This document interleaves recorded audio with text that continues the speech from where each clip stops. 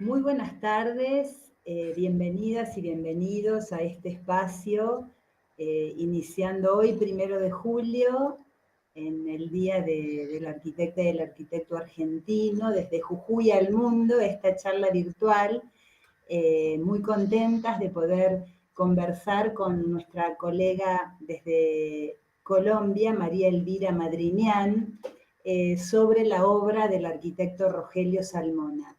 Y antes del inicio ahora de la presentación conversamos un poquito con Rosana Gali, mi compañera de gestión en la institución, la vicepresidenta, y María Elvira, sobre, bueno, este escenario tan adverso que se presenta a veces en los territorios y cómo obras que han sido concebidas de manera generosa, amplia, sobre todo poniendo el acento en un espacio público inclusivo, como la obra de Rogelio Salmona, bueno, deja un legado y tiene algo de enseñanza. Por eso es muy auspicioso este encuentro, estamos muy contentas y especialmente muy agradecidas a la Fundación Rogelio Salmona, que María Elvira ejerce la presidencia vitalicia, porque difunden, enseñan y transmiten con mucho amor todo el legado de este arquitecto maravilloso.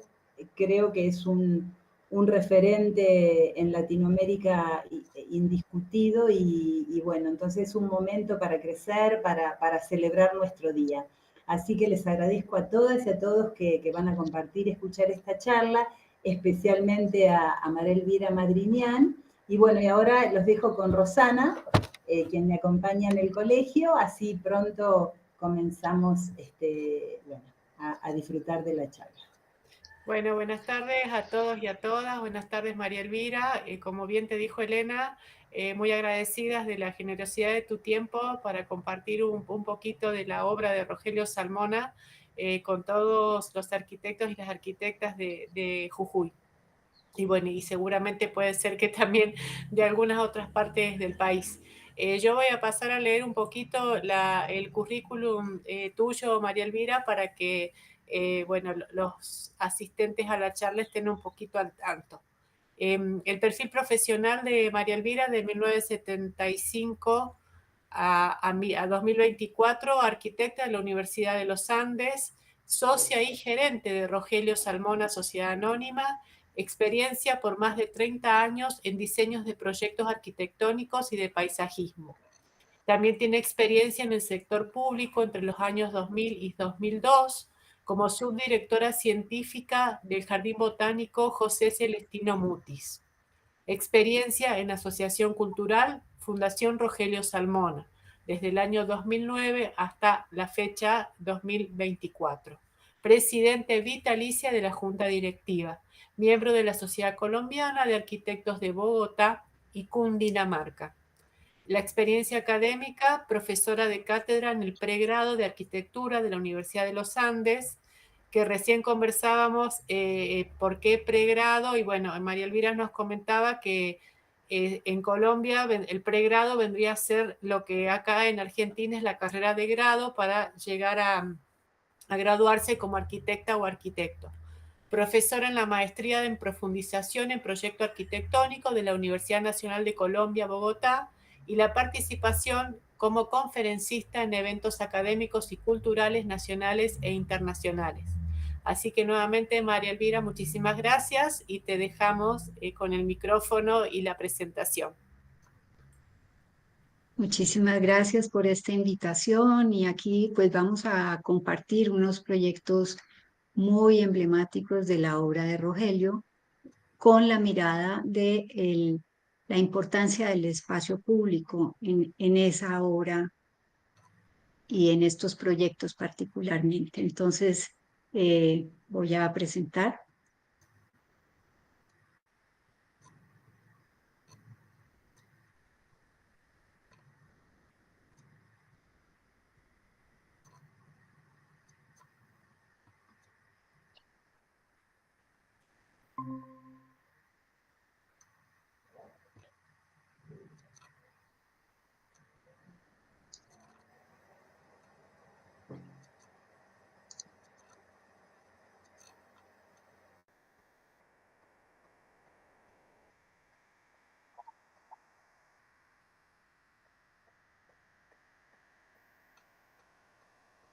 Screen.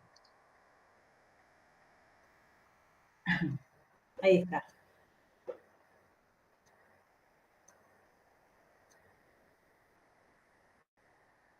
A ver si está compartiendo o no.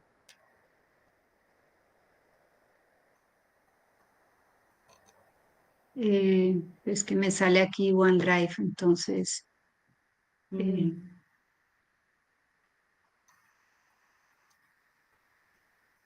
Ok.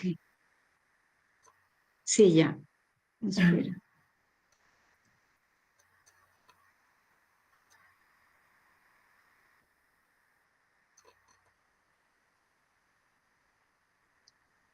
Mm,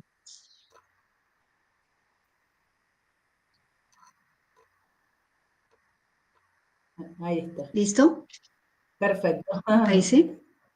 Sí. Bueno, entonces agradezco de verdad esta invitación para compartir con ustedes 4 proyectos de Rogelio Salmona enfocados en la importancia del espacio público. Rogelio Salmona es reconocido por ser uno de los arquitectos más importantes en Latinoamérica por la calidad de su arquitectura, su ética profesional y su compromiso con la ciudad. Creó una arquitectura sólida, contundente, levantada con muy pocos elementos que dialogan con la ciudad y el paisaje. Y empiezo con esta cita de Rogelio porque me parece muy importante ver la importancia, el valor que tenía el espacio público en su obra. El espacio público, tan rico en diversidad, con una espacialidad plena de sortilegios, unidad y escala, es, con la arquitectura, la esencia de la ciudad. Rogelio estudió 2 años de arquitectura en la Universidad Nacional y después, por circunstancias políticas, tuvo que salir del país y llega a París. Trabaja con Le Corbusier y fue uno de los arquitectos que estuvo trabajando en el Plan Regulador de Bogotá. En París aprovechó todo el tiempo, dibujó, estudió, conoció de arquitectura, del gótico, del romano, de la arquitectura contemporánea, el arte, la cultura. Durante estos 10 años de permanencia adquirió una sólida cultura literaria, musical, política, histórica, y se volvió verdaderamente culto. Y después de esos 10 años, decide regresar a su país, a Bogotá, para aprovechar y plasmar ahí lo que él pensaba que debía ser la arquitectura para Latinoamérica, que sin duda era muy distinta de la que hacía donde Le Corbusier. Y así empezó a trazar su propio camino, buscando esa identidad para responder a la realidad particular de nuestro país. Activo, contestatario, inconforme con la desigualdad que se vivía en el país, se vinculó al medio académico y formó parte del grupo de personas que empezaba a transformar la ciudad desde la arquitectura. Y le apostó a una arquitectura colombiana que respondiera a las necesidades del país y su cultura, que fuera sensible también con la geografía y con las tradiciones del lugar. En esos primeros años tuvo la oportunidad de trabajar en muchos proyectos. Voy a pasar muy rápidamente, porque a través de ellos se puede ver esa búsqueda que empieza desde muy temprana edad. Y vemos, este es uno de los proyectos tempranos de 1960. Rogelio regresa al país en 1958. 59-60 está haciendo este proyecto en asocio con otro arquitecto, Guillermo Bermúdez, donde vemos su interés de explorar con material como el ladrillo, aprender a usarlo, aprendía de los albañiles, pero le imprimió un lenguaje diferente a lo que normalmente se usaba. Vemos cómo esta obra se vuelve casi escultórica y empieza toda una exploración con el material y con la espacialidad. Porque podría decir que logró hacer una arquitectura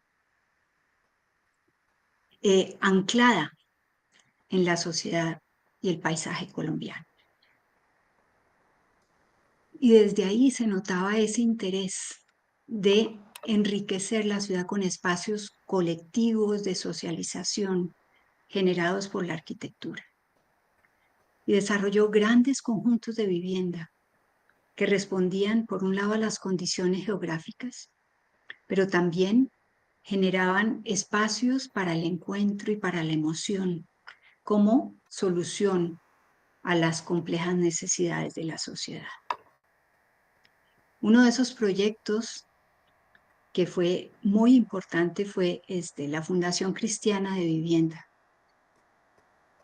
Eran viviendas económicas donde vemos cómo la arquitectura también trabaja los espacios abiertos y va generando estos lugares para ser apropiados por la sociedad.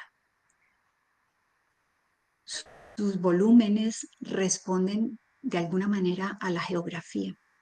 Se vuelven casi como unas montañas, ¿no?, que dialogan con ese paisaje.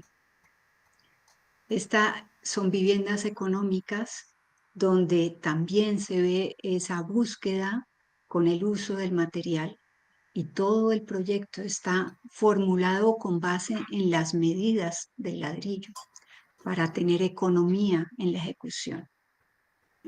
También con un equipo grande de arquitectos logran desarrollar una urbanización como esta, que tenía vivienda unifamiliar, multifamiliar, colegios, guarderías, en fin, era todo un complejo, una apuesta de cómo desde el urbanismo se puede generar otro tipo de ciudad.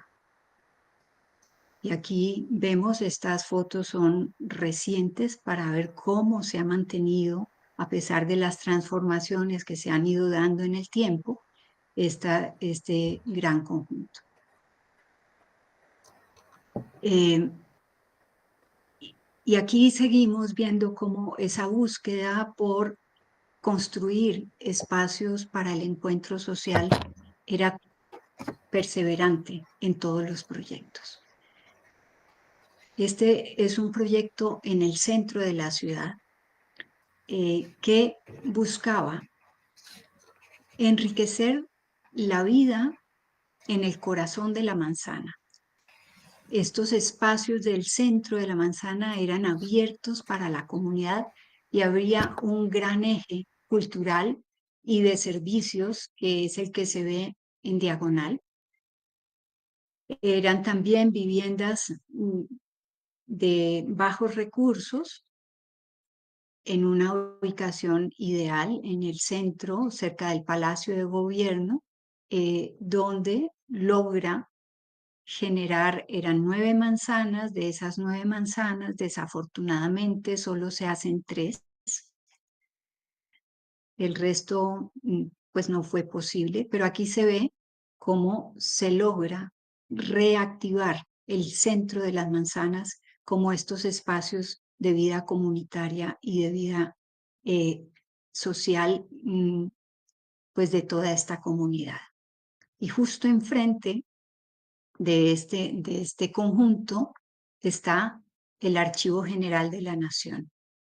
Un proyecto que lo hace posterior a ese conjunto, donde esta es la Casa de la Memoria, el lugar donde se guardan la memoria de nuestro país, que quiso hacerla en ladrillo y le habían dicho que era imposible, que ese material no servía para un archivo, y hace toda una indagación, una exploración técnica para lograr que el ladrillo se volviera resistente y permitiera ser usado.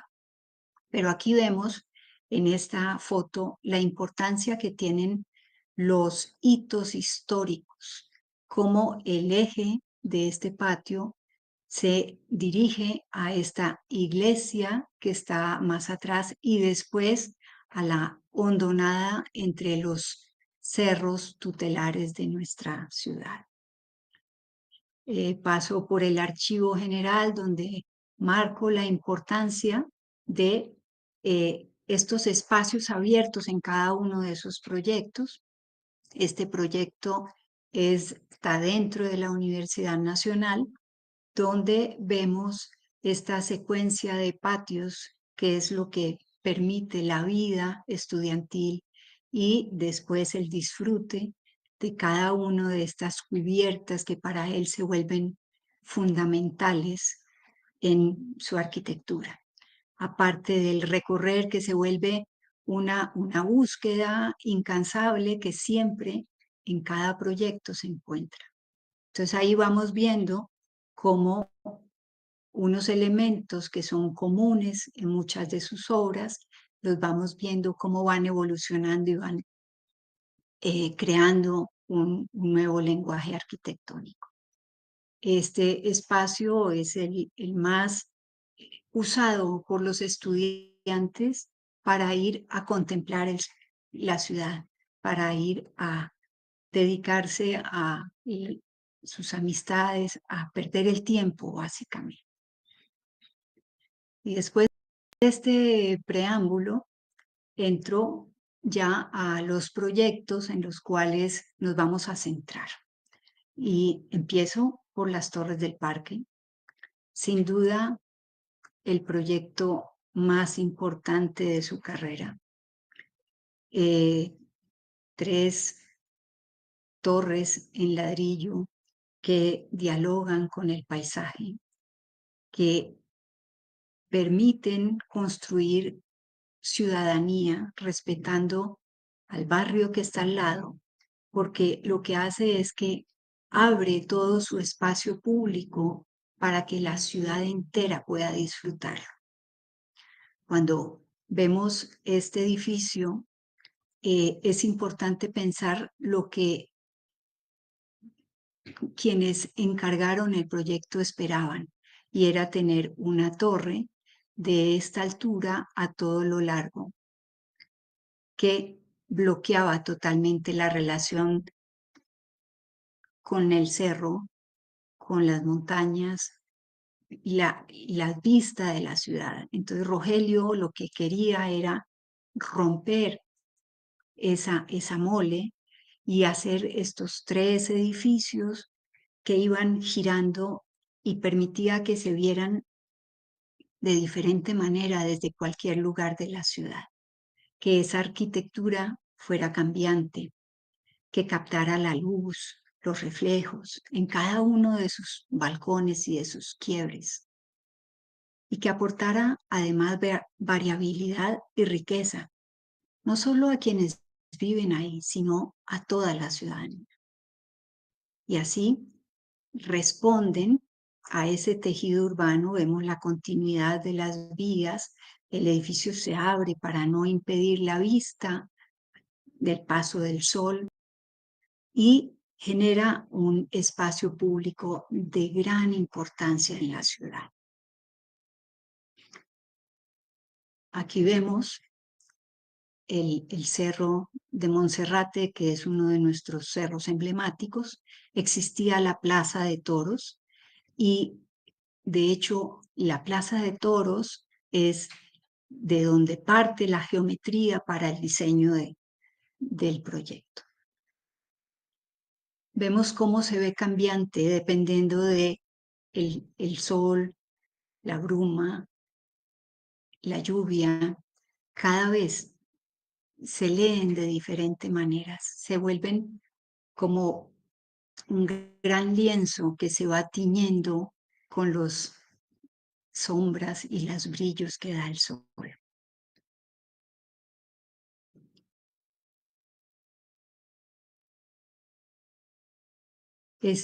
Ese proyecto además estaba al lado de un parque que había terminado muy abandonado en los años 60, y lo que él logra era convencer para que permitan hacer la recuperación de ese parque, y se une el parque a, la, a, la, a las torres.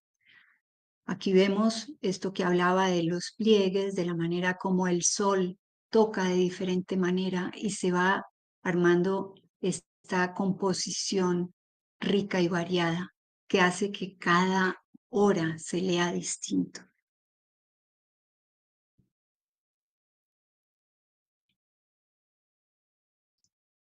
El agua como otro elemento fundamental, y todo este es el espacio de uso ciudadano. Justamente para quitarle magnitud, el edificio se va girando y se va plegando, y en cada uno de esos giros quedan unas terrazas que han sido apropiadas por cada uno de los habitantes, y se vuelve como esa extensión de su jardín.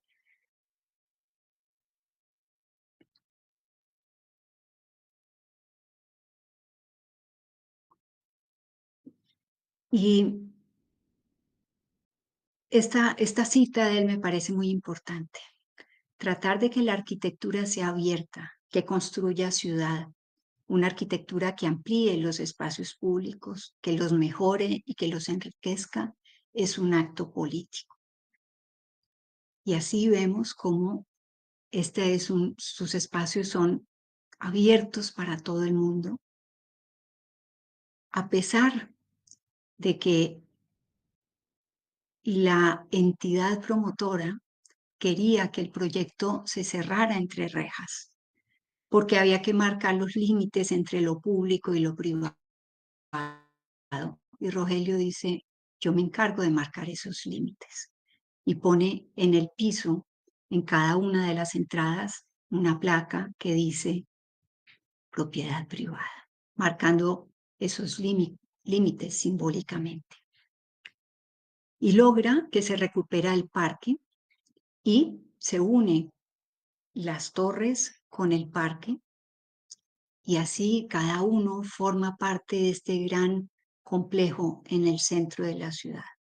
Esta escalinata era una vieja vía vehicular muy pendiente, que él la vuelve es un jardín urbano, un espacio que conecta pues dos vías importantes, pero a su vez se vuelve un deleite recorrerla, y conecta a su vez con el Parque de la Independencia, que lo recupera y lo vincula al proyecto de las torres.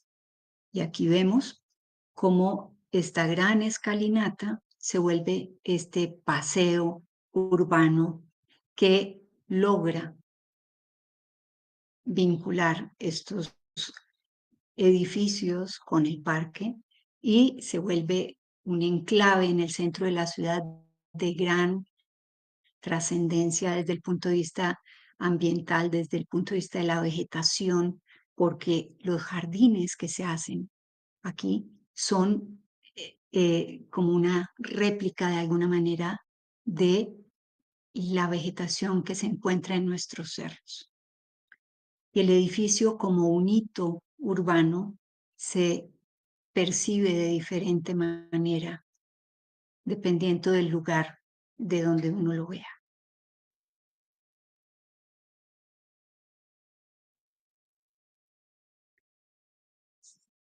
Con el proyecto de las torres, Rogelio comprobaba cómo cuando se es generoso con la ciudad y sus habitantes, se proponen espacios abiertos de uso colectivo.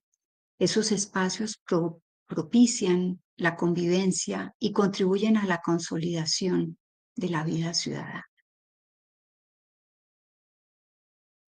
Y de ahí pasaré a otro proyecto, ya es más de carácter institucional, hecho en un parque.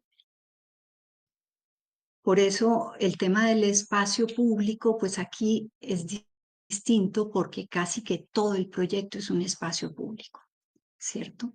Y aquí también es importante resaltar la importancia de la experiencia que vive cada visitante de ese lugar.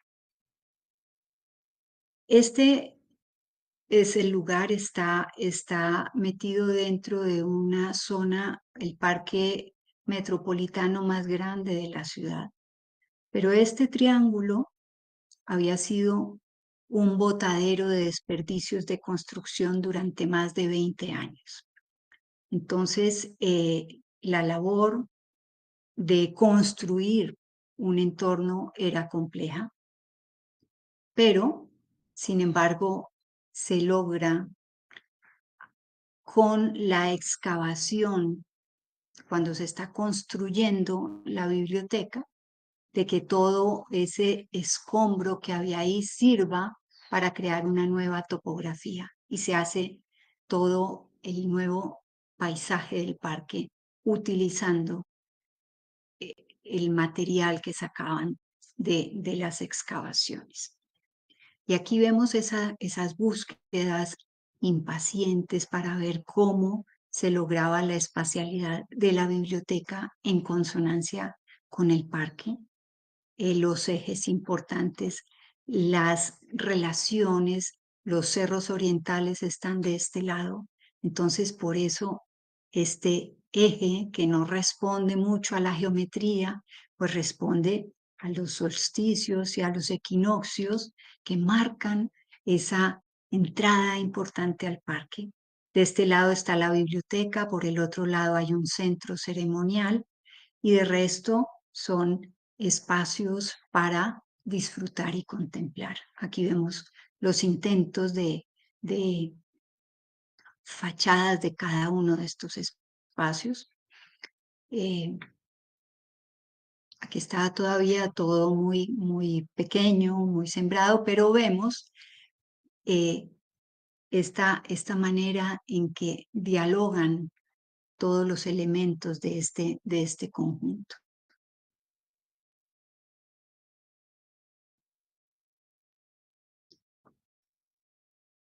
Y como mencionaba, lo importante aquí es la experiencia.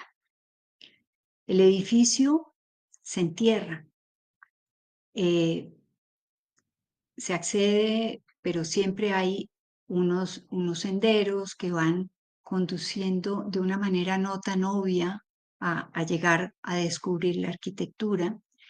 Y el edificio se entierra, ¿por qué? Justamente porque como había tantos escombros, lo que hizo Rogelio en vez de sacarlos todos fue enterrar la biblioteca. Con eso había una economía en la construcción, pero aparte de eso le aportaba también cierta riqueza en ese recorrer. Es un edificio complejo, rodeado por el agua, y este sistema recogía las aguas lluvias y en este sitio se recolectaba el agua lluvia y con eso había todo un sistema de recirculación del agua de los lagos de los diferentes espacios del parque.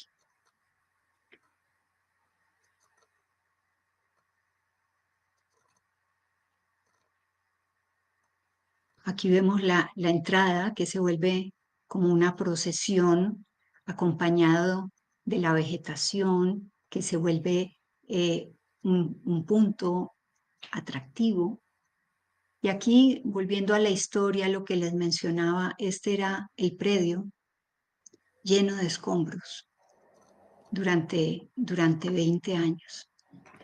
Por tanto, esa transformación era importante y era importante pensarla de manera simultánea mientras se hacía el proyecto. Y aquí viene como todas las estrategias que se hacía para que la biblioteca se volviera el entrar y salir y recorrerla una experiencia sensorial en la que involucran ascensos, descensos, que de alguna manera conduce la mirada al cielo, al suelo, al paisaje, pero también a la tierra.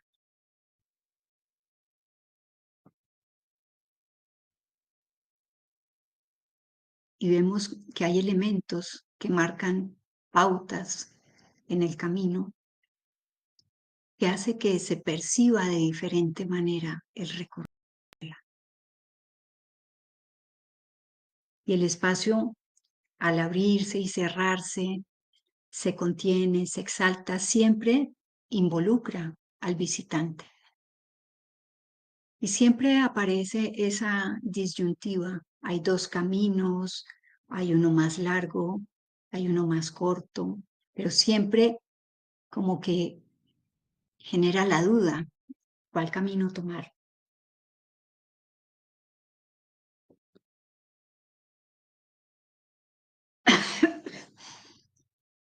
Pero invita también a dedicarle tiempo a la contemplación. Se accede a la biblioteca y se tiene este gran ventanal que lo que hace es poner de manera evidente los cerros de la ciudad, ¿no? La ciudad desaparece, solo se ven sus montañas, pero también desde los diferentes sitios se percibe el paisaje, la vegetación creada, los acentos, la manera como cada uno de estos elementos conduce la mirada para resaltar aspectos importantes, porque había una búsqueda de una multiplicidad de visiones. Siempre entonces vemos los cerros, pero vemos la vegetación, el agua, y aquí un poco más atrás percibimos todas las actividades que se dan al mismo tiempo.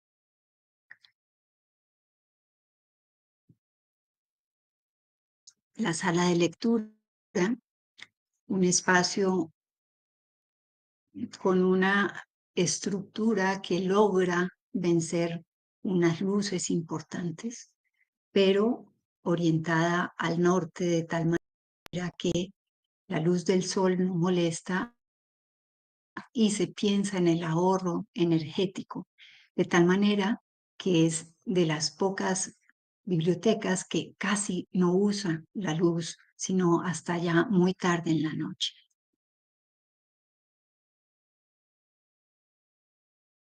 Y ahí también el recorrer es importante. Una gran escalera que sube y hay todo este periplo que se hace alrededor del gran vacío, donde por un lado cambia cada momento del día y por el otro lado lo pone en relación con el paisaje.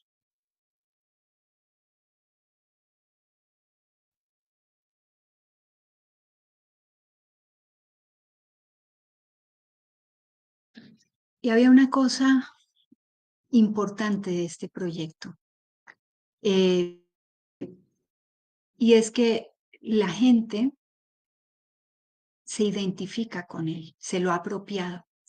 Y hay una cantidad de personas que van usualmente a recorrerlo y a disfrutar la arquitectura. Muchas veces no entran a la sala de lectura, no entran a estar leyendo, pero entran a descubrir la arquitectura y a disfrutar el paisaje y se apropian de sus espacios.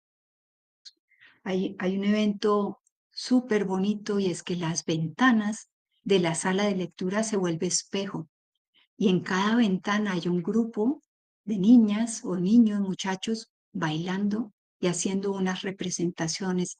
De verdad, esto es una muestra de que la arquitectura supo entender no solo las necesidades, sino generar espacios para la intimidad, espacios para sentirse identificado. Y eso es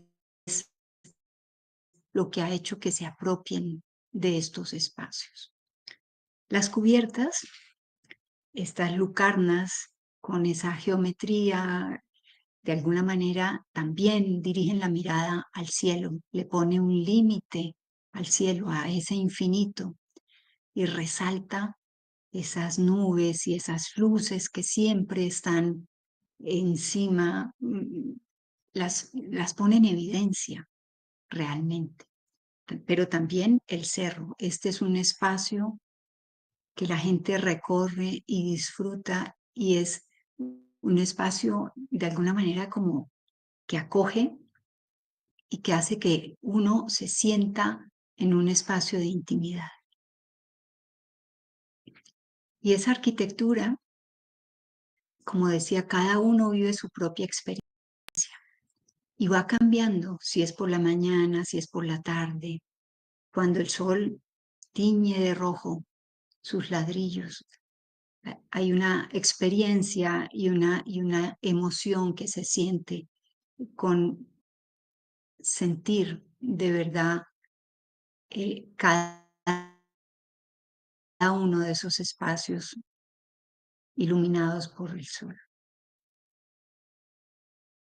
Y traigo esto porque es uno de los muchas notas que le dejaban a Rogelio de la emoción que sentían cuando recorrían sus edificios.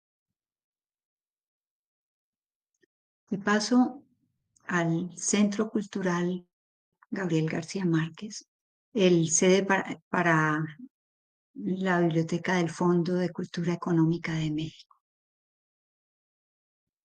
Este proyecto implicó un gran reto. Era, por un lado, actuar en nuestra ciudad histórica, el barrio colonial, emblemático, pero iba a actuar con una arquitectura contemporánea, ¿no? Porque él, pues, no iba a ser un proyecto historicista. Este es el carácter de ese barrio, donde vemos son calles estrechas, de muy poca altura, donde la vida se da al interior. Hacia la calle no había mucha actividad, los andenes son muy estrechos, pero siempre había esa relación con nuestros cerros. Este es el único jardín que hay en ese barrio. Y si algo tenía claro era que no iba a ser un muro cerrado con la vida al interior, sino él quería hacer un espacio abierto que pudiera ser apropiado por todos, donde primaran los valores comunes sobre los individuales y así se enriqueciera la vida de la ciudad. Y aquí vemos estos primeros esquemas donde vemos siempre esa intención de crear un espacio abierto.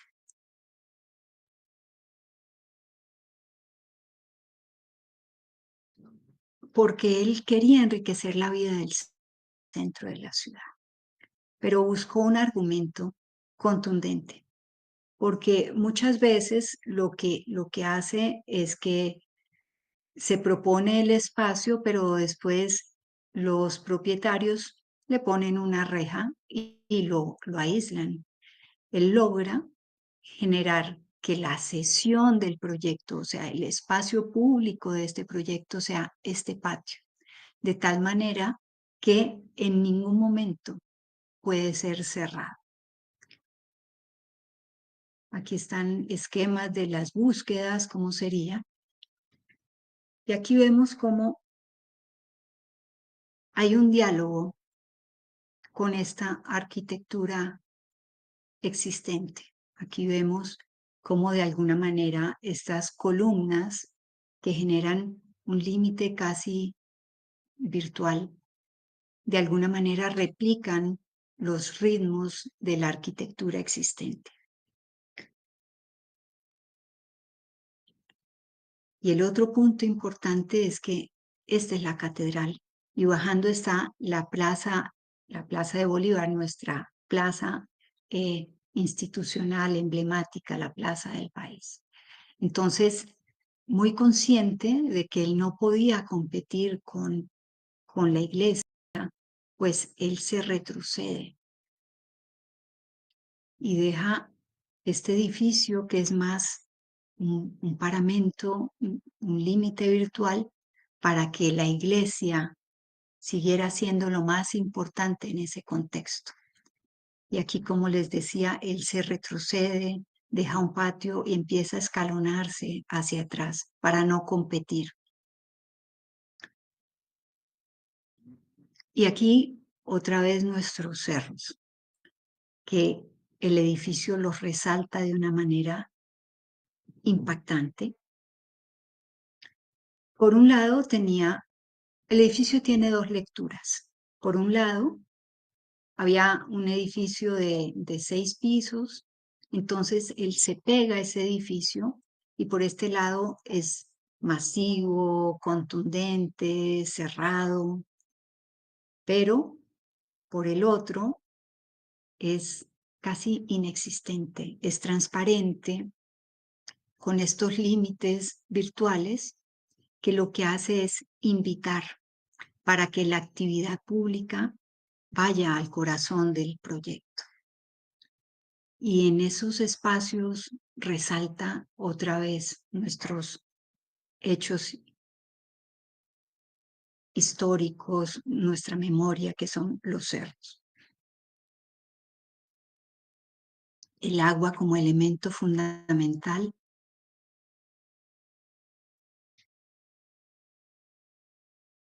Y así vemos cómo el edificio en realidad es un gran espacio público que el Fondo de Cultura ha sabido aprovechar y se vuelve el espacio para que la ciudadanía lo disfrute. Se ha vuelto un hito en el centro de la ciudad donde las diferentes actividades culturales se dan ahí, se vuelve el punto de encuentro del centro de la ciudad. Pero por otro lado, vemos cómo estos elementos del paisaje se vuelve como la manera de resaltarlos y le imprimen un significado simbólico.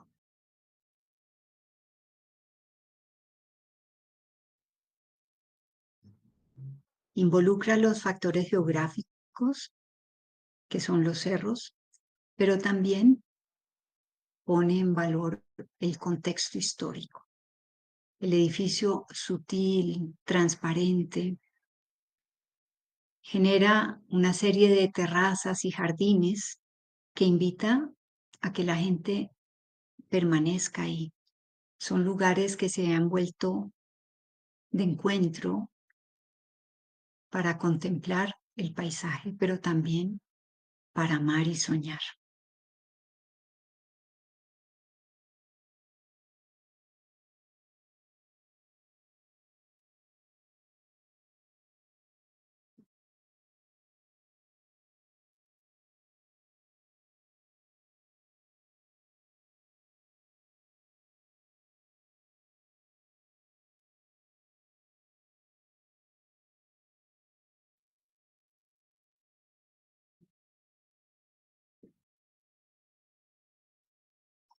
Y este creo que es el mayor aporte, ¿no? de este proyecto, es lograr construir un espacio para el uso de la ciudadanía.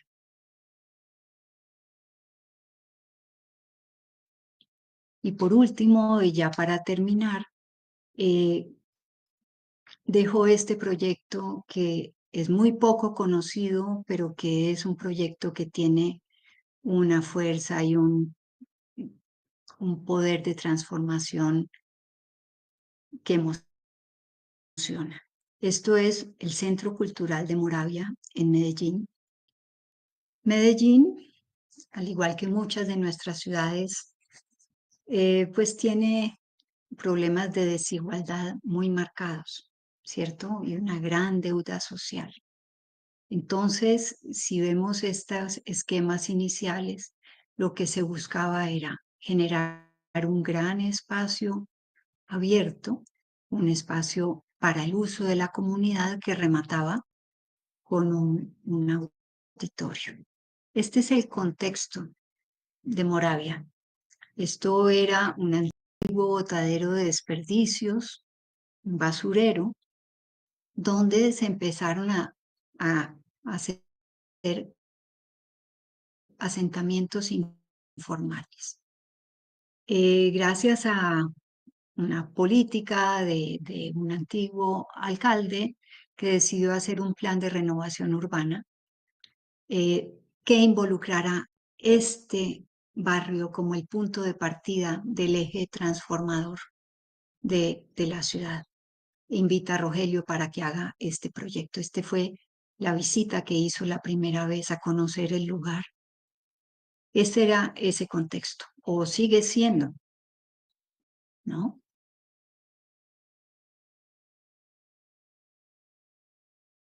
Y el alcalde estaba convencido de que con la educación y la cultura, si llegaba a los lugares más necesitados, se lograba que hubiese una transformación.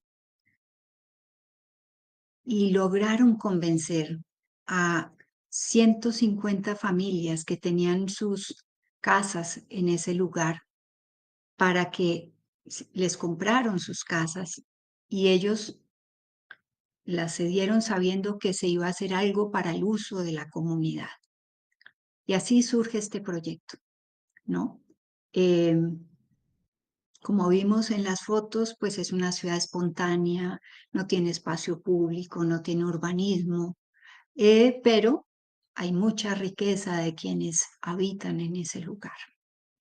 Entonces, piensa que lo importante era crear un espacio de congregación, un espacio de intercambio, donde se pudieran dar las relaciones sociales y culturales.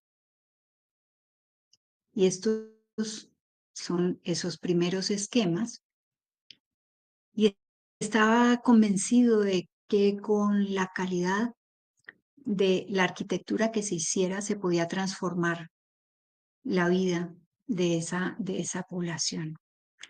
Y por eso el proyecto es un proyecto pequeño, es de 1000 metros, donde hay un gran espacio, este espacio que es un espacio al lado de una quebrada y el auditorio, donde esto está abierto de tal manera que la gente puede desde el espacio exterior contemplar todas las actividades que se van dando al interior.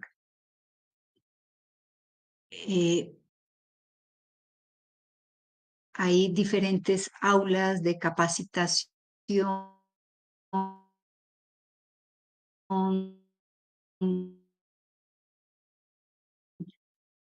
de, pero a hacer el proyecto, la alcaldía se encargó de empezar a hacer actividades culturales y educativas con esa población.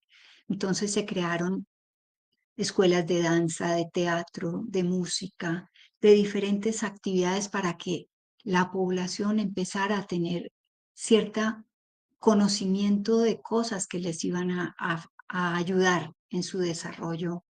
Y se entrega el proyecto. Este es el espacio que les digo que es un espacio amplio, generoso. Aquí empieza el paseo que une después con el jardín botánico, con otra serie de proyectos importantes, pero este es un espacio abierto que permite esa relación de la comunidad con su entorno.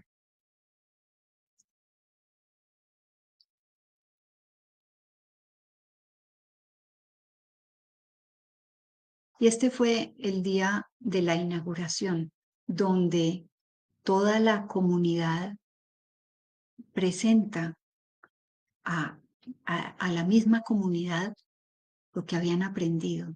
Fue algo tan bello, ¿no? Ellos apropiados de este lugar, y donde vemos en pequeña escala otra vez los mismos elementos. El patio, la rampa con sus recorridos, un jardín, los diferentes salones para la vida de la comunidad.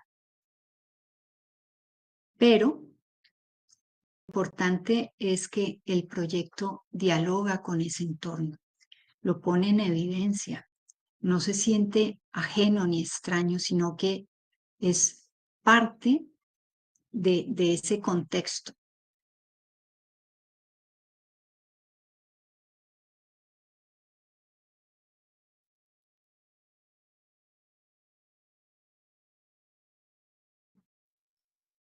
Y aquí vemos cómo realmente la labor social de este proyecto es impresionante.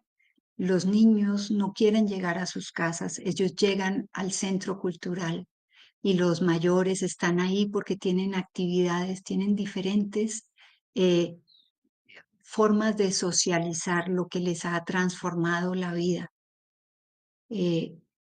El teatro o el auditorio que sirve para que entrenen, se crearon las bandas de música, las bandas sinfónicas. Es increíble lo que logró transformar esto. Y yo tengo que contar una anécdota porque hace poco fui y me parece conmovedor. Y el encargado de vigilancia supo que yo pues era de la oficina que habíamos hecho el proyecto y me cogió y empezó a llorar y dijo, este proyecto me cambió la vida. Ustedes no saben lo que esto significó para mí. Quién sabe dónde hubiera estado yo. Entonces, historias de esas son impresionantes lo que se da día a día. Entonces, este pues, proyecto se conectó a través del gran eje urbano que se propuso con el barrio y con el proyecto de espacio público y puso en valor el barrio con toda su riqueza, con toda su desorden y se volvió parte fundamental de la ciudad. Y aquí vemos cómo lo usan, ¿no? Y ahí se ve ese proceso de transformación que sus habitantes y todos los que han participado ven a través de la arquitectura una labor cultural y transformadora.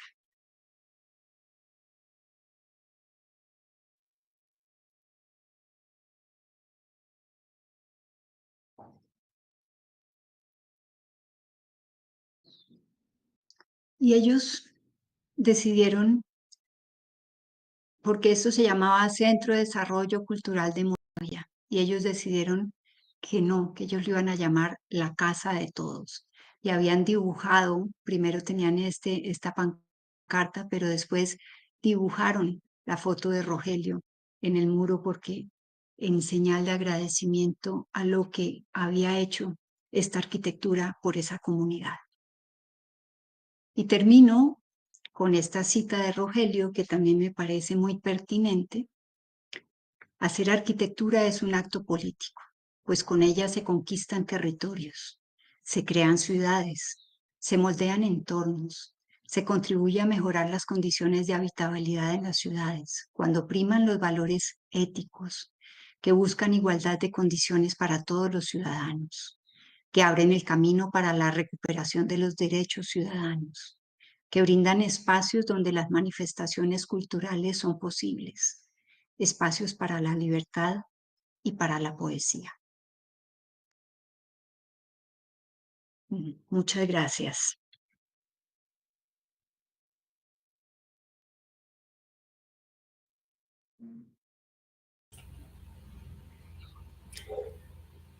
Evo, tenés desactivado el micrófono. Bueno, no sé qué pasó con Elena, tiene desactivado el micrófono. Muchísimas gracias, María Elvira.